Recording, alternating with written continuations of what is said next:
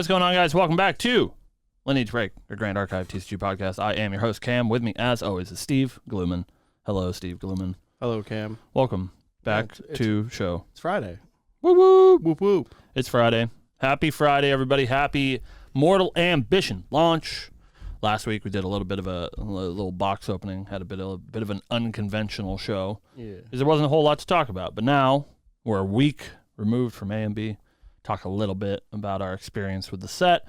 Talk a little bit about some upcoming events, some events that happened recently. And then, of course, the reason why we're here. I don't know if it's the reason why you're here, but the reason why Steve and I are here. So it's more lore to talk about. And I love that lore. Gets me going. Yeah. So we're going to talk about some lore. Oh, yeah. We love talking about lore. But before all that, hey, happy A and B, Steven. Happy A and B. How you been feeling? You've been playing much? I know you've been a busy boy. No. Only played a little bit. I have not. I unfortunately succumbed to life. I feel that. By the time I get out of work, I just have no effort to want to come and be social. So I feel that. I sit at home on my computer. You been doing any mental gymnastics in the A and B realm? A little bit. And every time I come back to Exia is a trap. Yeah, I'm having a similar experience on the other side of the fence, as it were, where I've been playing a lot this week because obviously I have the fortunate job that I work at a game store, so I get to play a little bit more. But yeah, I've been playing a lot of like Terra Kongming stuff, and I think it's probably not very good. It's probably a little too slow. I feel probably similar about Exia. I think the champions both feel pretty good. I'm just not convinced on the advanced element piles for either of them, really. I'm unclear. So a lot of the cards that I've been looking at seem great on paper, right? And then it's really hard to balance and to get 4 cards in influence. Yeah. To turn on your Ghost of Pendragon. Yeah, Desperate Cavaliers. Yeah. It's tough, right? Like on paper that card looks great, but like sometimes, in my experience, I've had like 30 cards, like a grip in my hand. Right. Like, well, I got 4 Desperate Cavaliers. I can't use them anymore. And I don't know. Every time I play, I feel like he's supposed to just be an aggro deck. Warrior's tough because it does have that aggro identity, right? So like when you link a advanced element to an aggro deck, which obviously everybody has that, but it does feel a little bit like 2 things pulling at you, right? Like the advanced element stuff wants you to drag the game out, but obviously being an aggro deck wants you to finish the game quickly. Right. I think it's been a while since we've experienced that sort of thing because for a long time the like aggro deck of choice was Xander, and Luxem as an identity is so far removed from aggro, like so completely removed that it didn't even like really feel like that was an option, you know, so people didn't even really consider there were like 2 completely different decks, and maybe that's how Jin ends up. That he'll be like Xander, where like there is an Exia deck and all you do is Exia stuff, and then the rest of the Jin decks are more on the aggressive side. Yeah, I don't know, because we saw it like a lot in DOA before they had made the change, right? Where you attack, level up, untap, attack again, and that was really strong. That's true, and that's what Jin does now, and it is really strong. I think that's kind of where I want to slot in. I kind of want to be there because I really have a hard time like getting to Exia and then having either the resources to survive and not just die to your opponent casting Fireball on your own step, or having the a way to kill your opponent. Right. So it's like. Yeah, I definitely think his level 2 is his most powerful one. So I think leveraging that is pretty smart. I definitely think there is like a super cool, wind allies, rallied advance, wake up a huge idiot 4 times, kill you. And that was like kind of a deck before, without any of the Jin buffing the ally. Like warrior decks were doing that before, so or like Tony decks were doing that too. So yeah, maybe there's something there. So I that's kind of where I've been like brainstorming, right? Mm-hmm. I bet it just looks like a Lorraine deck. It's nothing great. I mean, I think he does have some real benefits over Lorraine. I think they both feel pretty close in power level to be a real choice, which I think is cool. Right. That they both do similar like warrior class things, but they fight on like two very different angles, which I think is pretty cool. Right. Yeah. I have of course been playing lots of Kongming. And I'm still workshopping. I'm still trying to figure out what I want to play for Toronto, just 7 days from now. And I would like to play Kongming. I'm hopefully playing some sort of spells deck in Toronto because I've probably given up the ghost of being a Caben Schwarzentruber level player, and so I'm just gonna play one of the archetypes that I like. But of course, I don't want to be like inting, right? Like I want to play a deck that I think is good, that I think I could win with. But of course, I've unfortunately put some restraints on myself to play within that sort of class sphere that I like. So I'm playing around with some Kongming. I have an Ari deck built that I've played 0 times. I'm sorry. I know. It's a mortal sin. Built Rye too. Trying out the new cards in Rye. Weakened Resistance, fucking crazy card.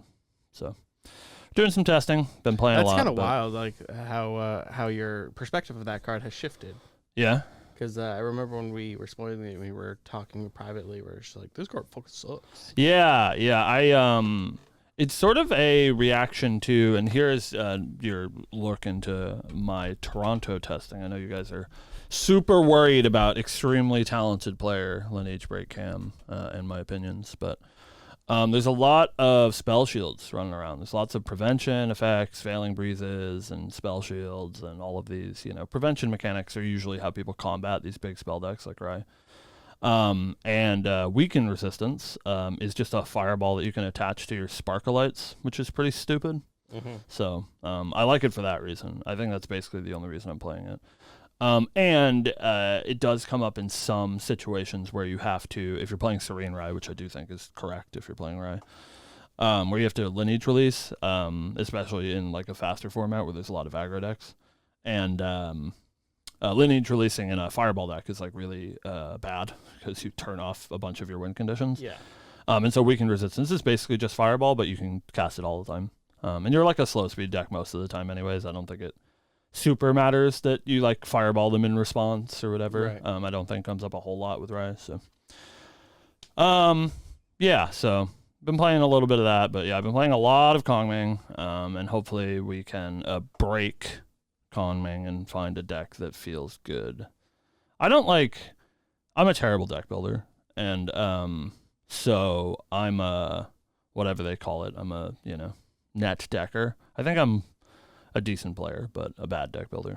So I'm not looking to break the format. I'm sure like Caben or Noel or one of these, talented leaders of a team will figure out what the deck is for Toronto. The deck I want to play is one that I deem playable. I want it to be a deck I like that I think is not terrible. And so, I have a little bit of a lower goal in mind. So we'll see. I have a couple more things to test. We still got 7 days, Just play the good cards. That's what Travis says from the testing team. That is the professional opinion from Weebs of the Shore, is play the good cards. Yeah. It's true. Hey, I'm going to try that. Speaking of playing the good cards, you and I are going to be playing some good cards 7 days from now. From Toronto.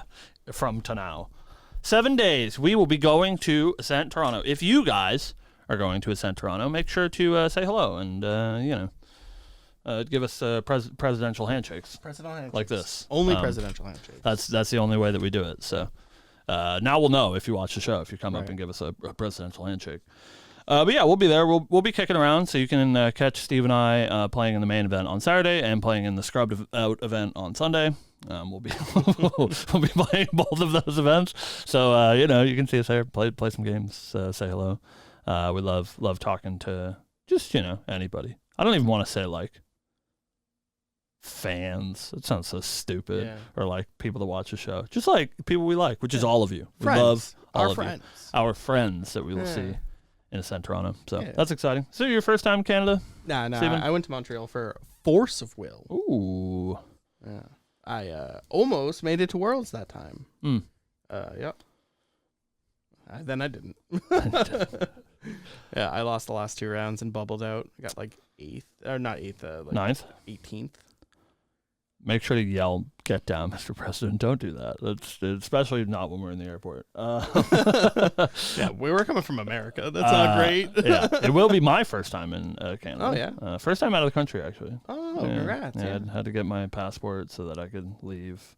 I've been to a few countries, but It was like the passport to me. I'm such a like procrastinator, and I have like a hideous anxious streak that like everything feels way harder than it should be. And so like international travel was mostly just held back by not having a passport. yeah. So like I went to get a passport. It took an hour out of my day, and it was very easy.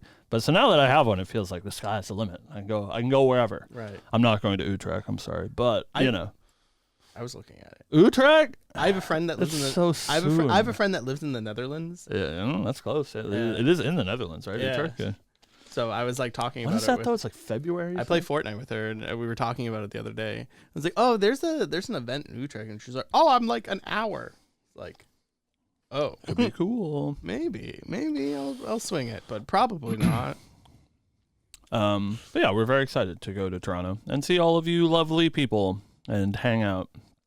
That's about it. Eat some poutine. Yeah.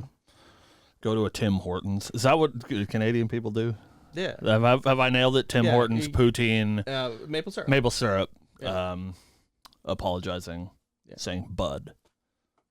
I'm gonna watch a lot of Trailer Park Boys this week No, so that I can get the accent down. I think we should go a step above that and just Above watch. Trailer Park Boys. Just watch a metric fuck ton of Letterkenny because I think that show's better. Do they have are they Canadian? Yeah. And they have a cursed accent? Yeah.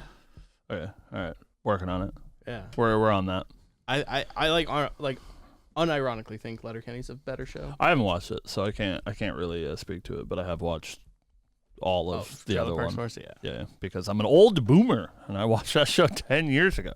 Tim Hortons is a slightly power crept Dunkin' Donuts. So my only I will say this. My only interaction in a Tim Hortons Yeah. is the morning that we went for the Force of Will event. Yeah. We went into a Tim Hortons. Mhm. A homeless man came in and started screaming at the employees about giving him a free coffee. Nice. And then we left. And that was my experience. So I don't know if it's power crept. I think it's on the same level as Dunkin' Donuts. Here's my we were talking a little bit before the show, Steven, Yeah. about getting canceled. Yeah. So here's your chance, because this will be in the podcast proper, and you can clip this and cancel us. My hot take that they want for us to be canceled. Mm-hmm. Dunkin' Donuts sucks. Dunkin' Donuts I does hate Dunks, and there's one every 10 feet. So Yeah. like I've experienced my Dunkin' Donuts in my life. We live in fucking Massachusetts, all right? Every 10 feet Yeah. there's Dunkin' Donuts. In Marlborough, Massachusetts, where we live. You can come visit us at Webboy Games. Historic for having 7 Dunkin' Donuts in our city. 7. And we're not very big. It's a lot, but it does suck. There's 7. Yeah. One of them closed. So we used to have 7. I believe we have 6 now. 2 of them closed. 2 of them closed. So we're down to 5. Because there was the 2 gas stations by 495. Right. And that one of them closed. Yeah. I think the other one is still open. Yeah. So there's that one. Then the one down the street from that. Yeah. The one across from Price Chopper. Yeah. The one by your house. Yeah. The one over here. The one over here. Yeah. So there's 5 now. Yeah. 5 Dunkin' Donuts currently.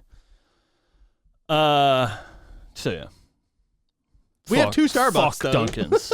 2 Starbucks, 2 Honeydews, 1 honeydew. 1 Honeydew. The other one's in Hudson. Oh, sure. Yeah, that's right over the border. Yeah. It's fucking Christ. This is a Grand Archive podcast. We're here to talk about Grand Archive.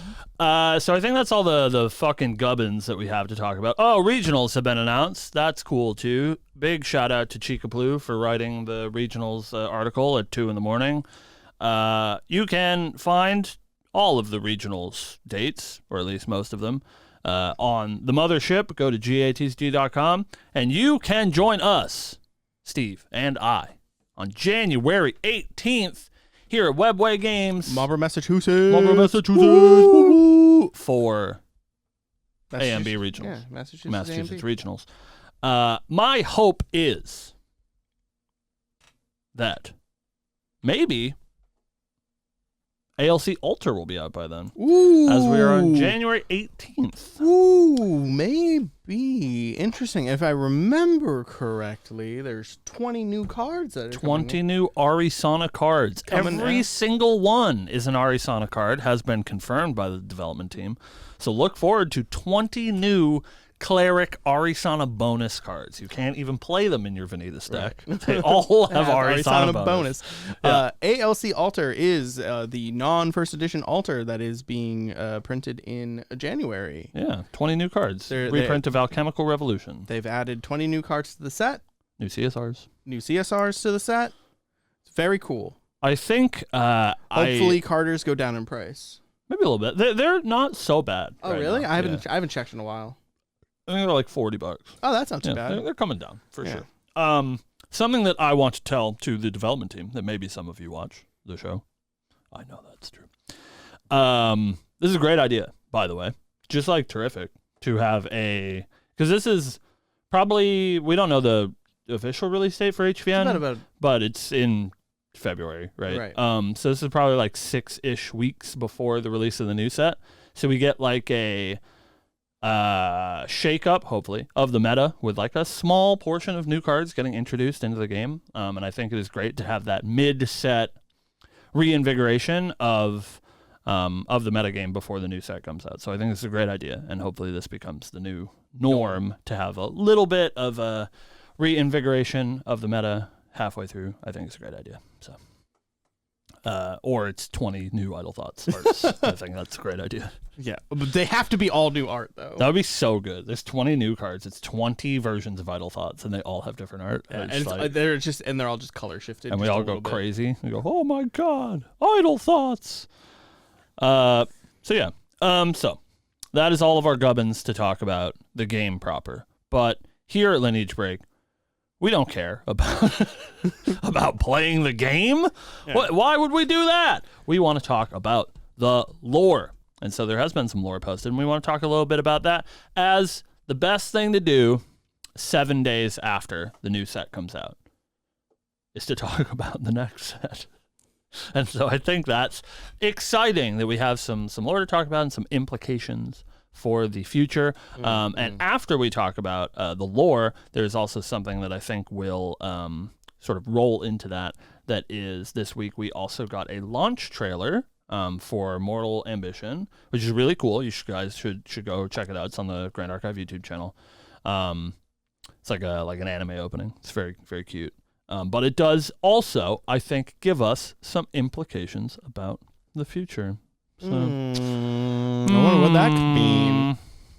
So, first thing I want to talk about is there is a lore article that's been posted that we will talk about. But before that, if you go to grandarchive.tcg.com, GA.tcg.com, you can find champion profiles for all of our favorite champions from the Grand Archive. And since Mortal Ambition has been released, both Jin and Kongming have gotten champion descriptions, which I think are pretty neat. So, Steve, what do we want to do? We want to just read these? They're short enough. Yeah, they're short enough. I figured we'd just read both of them. All right, hit it, Steven. Starting with Jin. Jin Mara.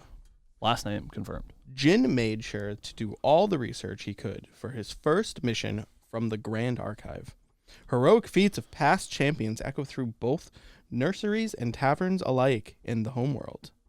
The tales of the world's saved, victories won, and the taste of godhood. But Jin also knows the stories that are only whispered. Those of unimaginable horrors, loved ones who never returned, and champions haunted by the worlds they could not save.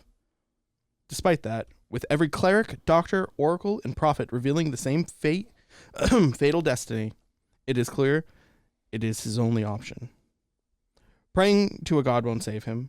Becoming a god will.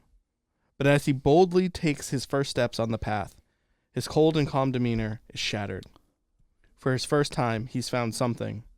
No, someone worth dying for. Yep.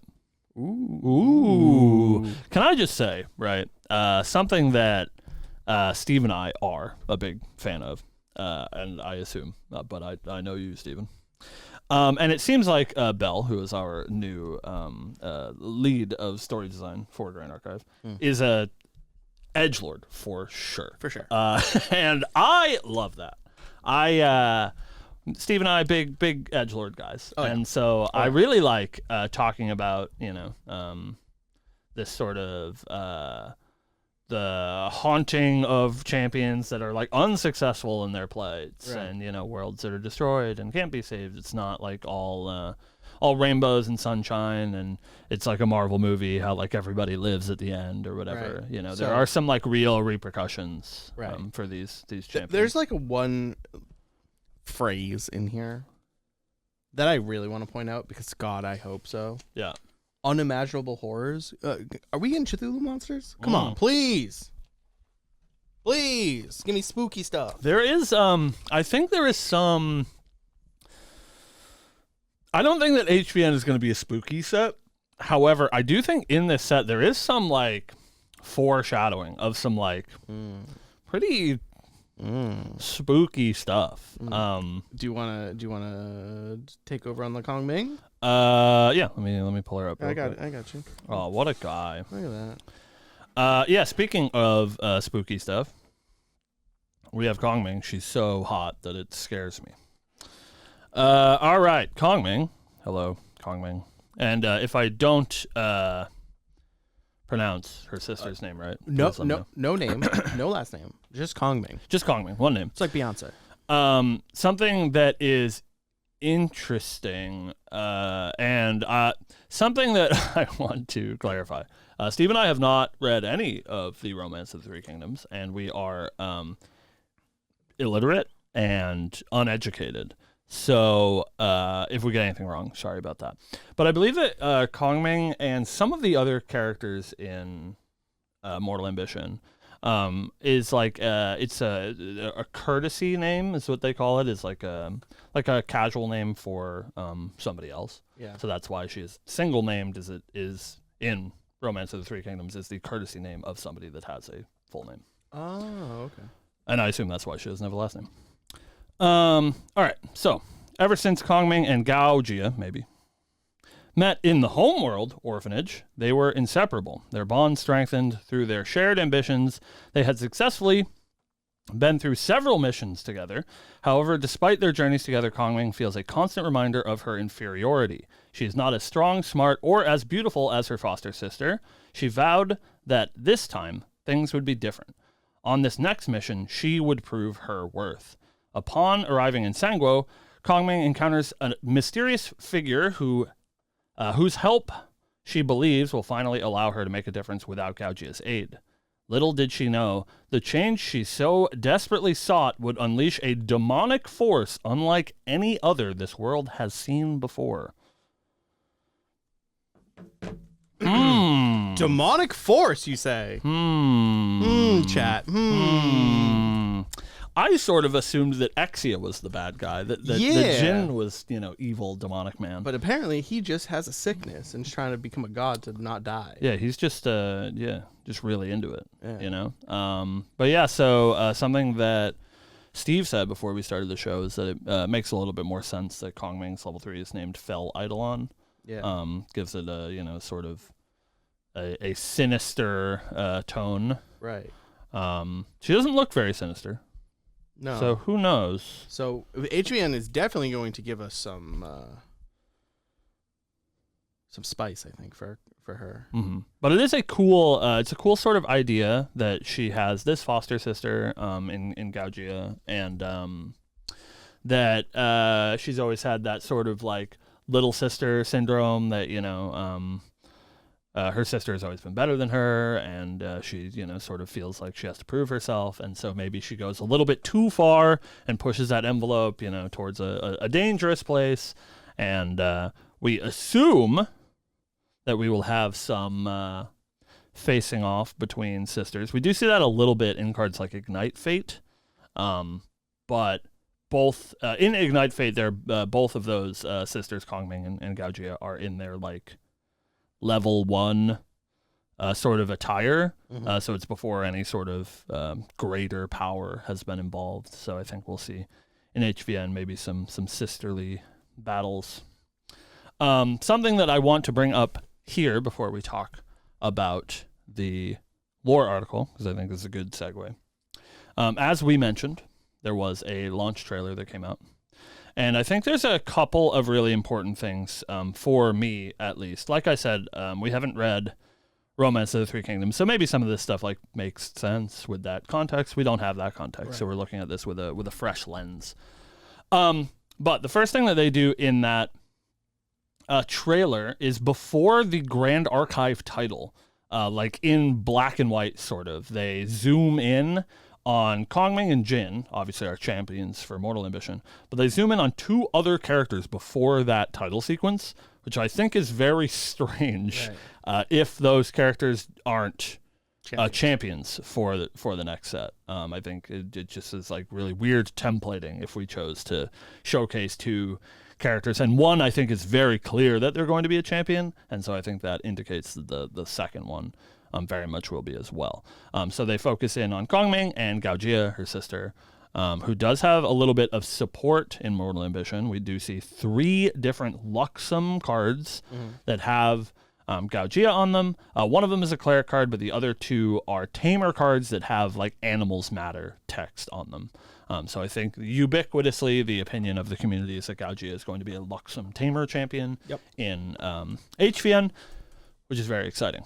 Also in that trailer at the beginning, they show Jin, and then they show Lubu, who has been notably missing as like a pretty big character, not only in Mortal Ambition, but in the Romance of the Three Kingdoms, and is notably missing from Mortal Ambition. And so I think that is maybe also because they're going to get a champion card in HVN. They are sort of the, from the things that I've gathered, they're sort of in charge in the sort of current timeline of Mortal Ambition. So we see them on like the card Mortal Ambition, and I think they're on Overwhelming Presence, a few cards that we see Lubu. So. Right. The other thing I'd like to point out is now that we have the context of this small Jin story, maybe Lubu is the person worth dying for. Yeah, I think so. I think it is Lubu. I think that Jin has fallen in love with Lubu, and I think that is their sort of,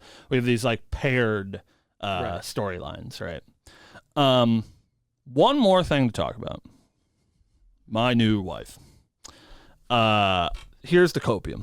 We always gotta, if it's a Lineage Break show, we always have to slide in a little bit of copium for you and for me. It's for him. It's for me. It's for him. I know. Something that I find really interesting in that launch trailer, we see a few characters, like Guan Yu, and we see the 3 sisters, and it's usually like card art being animated, right? Right. But something that they spent a lot of time focusing on in the trailer is Zhang Zhao, the cleric girl that's on Nascent Blast and Nascent Barrier, Cure of the Flesh. And she is like battling Jin. Like the other half of the Nascent Blast art is like her shooting a blast at Jin, apparently. And I didn't understand that there was any sort of connection there, that they're somehow opposed. And they do show her a lot in the trailer, which I find interesting. Obviously, in my little heart of hearts, I would love for her to get a champion as well, but I don't think that that's the case. But it is interesting that she does seem to play like a pretty large part in the story. And we'll talk a little bit about her in the lore article as well. But she's hot, so give me her. Who's the Fox Girl? I don't know. I don't think we have a Fox Girl's name at all. She's on a lot of cards. She's on a lot of cards, so I'll hold out hope. Maybe Lineage breaks are coming, Yeah. I'll hold out hope. We get full lines for Gaojia and Lubu, and then we get Lineage breaks, and it's her Zhang Zhao and the Fox Girl. Yeah. Maybe So unlike the little lore blurbs, I don't think we're going to read through the whole lore article. You guys can check it out. It is on gatcg.com. There's just a few things that I want to highlight. Steve, have you read through this article? I read through it briefly. Okay. Yeah, I hit the important parts and then the one at the end. Okay. Yeah. If there's anything that I miss while we are going through, let me know. Yeah. But so they start off the article by talking about the Golden Sashes, which is led by Zhang Zhao, the cleric girl, who was like a humanitarian that was doing, efforts to support her community, but was frustrated by the persons in power and was given approached by a mysterious figure and given a magical tome which gives her mystic abilities to cure the sick, but also grants her the power to build an army. So she builds an army to oppose the emperor, which is cool. We'll see how all that ends up. But I think the thing that I wanted to point out, sort of related to that Kongming thing, is it says that after this happens and after Zhang Zhao is given this magical tome and granted this power, this marked the beginning of a new era in Sangwo, an era steeped in dark magic and shadowed by an empty throne. It's like very, evocative and edgy. That I don't think it seems like this is dark magic, but we keep seeing characters that are approached by a mysterious figure, and I wonder if this is It's Marlin. I wonder if this is somebody from GA or some sort of outside of the like Three Kingdoms lore character that's sort of trying to pull the strings and give different people these different like artifacts of power to sort of ignite this conflict for the throne of Sangwo, because it seems pretty clear that this mysterious figure that is granted Zhang Zhao power, but also is granted Kongming power, are probably one and the same and are trying to, to pit several factions against each other, which I think is cool. We talked a little bit about Sun Quan and his father. Sun Quan is, I believe it says he is son to it just says with the sudden death of his father. I'm not sure who it's referring to him as. Anyways, some sort of hunt for the throne and the quest for the Imperial Seal gets mentioned just a little bit. We go over Cao Cao and her sort of like rivalry with a Golden Sash rebellion person, somebody under Zhang Zhao. Just some extra context. We talk a little bit about the three sisters, Liu Bei, Guan Yu, and Zhang Fei, and their, oath of the Sakura or whatever. And then the thing that I want to talk about the most, and I assume you do as well, is this bottom paragraph that we get about local gods, something that has been mentioned several times in the Grand Archive lore recently, notably in that Proxius article as well, is the idea that all of these worlds, champions from the Grand Archive can accomplish their goals, and if they accomplish their goals in some sort of fantastical way and are chosen to do so, they can ascend to godhood, right, and enter this sort of pantheon of gods that rule over the sort of like multiverse in Grand Archive. But all of these worlds that they go to also have their own local deities, and they mention a little bit in the Proxies article about like not upsetting local gods or whatever, that have sort of dominion over not everything holistically, but over their world itself. And so we get a little bit about the local gods of Sangwo that are called the Shenju. The four guardians, also known as the four auspicious beasts, each embody a ley line, and while their legends are many, none have ever had the honor to see them with their own eyes. Prophecy states that at the brink of Sangwo's collapse, they will descend from their sanctuaries and heed the call of a chosen hero, pure of heart, from another world. So there's a couple of, I think, like pretty telling things to talk about here, and I assume Bell does this on purpose and puts the stingers at the bottom for us to talk about. Right. So the 4 guardian beasts each embody a ley line, which means they're each a different element, which is very important. Advanced element. Yeah, this means there's 4 advanced element ley lines, and so everybody, for those following along at home, this means in our Sanguo block of Mortal Ambition and HVN, we have Terra, and we have Exia, and we now know that we have Luxem because it is in Mortal Ambition. However, this does basically confirm that there will be, much like there has been in the past, or I guess ALC only had 3, but like DOA, there will be 4 advanced elements for this block. We don't know what the last one is. And I think that's maybe a little bit unclear. I think that Luxem is not what I would have bet it to be. So, all bets are off as far as who gets what. So I think that's pretty cool. And then the second part of information, which I think has been spelled out pretty clearly, is that they will descend from their sanctuaries and heed the call of a chosen hero, pure of heart from another world. I think this is very much talking about Kongming's sister, Gao Jia, who has, in a lot of her art, is shown as being this sort of like, animal sanctuary attendant, right. and very, wholesome and very Sylvie vibes, pure of heart. So I assume that this is what we're talking about, is that Gao Jia will be the chosen hero. She will ascend to being a Luxem champion. She will be a tamer, and these beasts maybe will be cards that she can leverage as a sort of Luxem tamer identity, which is super cool. Maybe they'll be animals, because that card that we got in Mortal Ambition does put animals into play, and so maybe that'd be interesting. But they are called the auspicious beasts, which would be very strange if they're not beasts. So yeah, that's it. Lore's cool. Yeah, we're very excited for Gao Jia. I think she's very cute. I'm going to try very hard to not play Tamer, but she's cute. She sure is cute. I think if Lubu is the other champion, it's a little bit unclear to me what she will be. Right. Because I believe in lore, I think we're talking about Dynasty Warriors for me. Right. Lubu always had a spear. Mm-hmm. So in her art, she's shown with a spear a lot as well. So, warrior? So she's like another polearm warrior, but that seems like it sort of fights with Jin. Right. So I could think maybe like space. A guardian polearm user? Yeah. Oh, yeah. It could be. There are a lot of cards that cross over. So she could be a guardian. Yeah. Guardian polearm would be good. Yeah, I think that makes a lot of sense. And element-wise, who knows? Yeah. We got the sort of confirmation that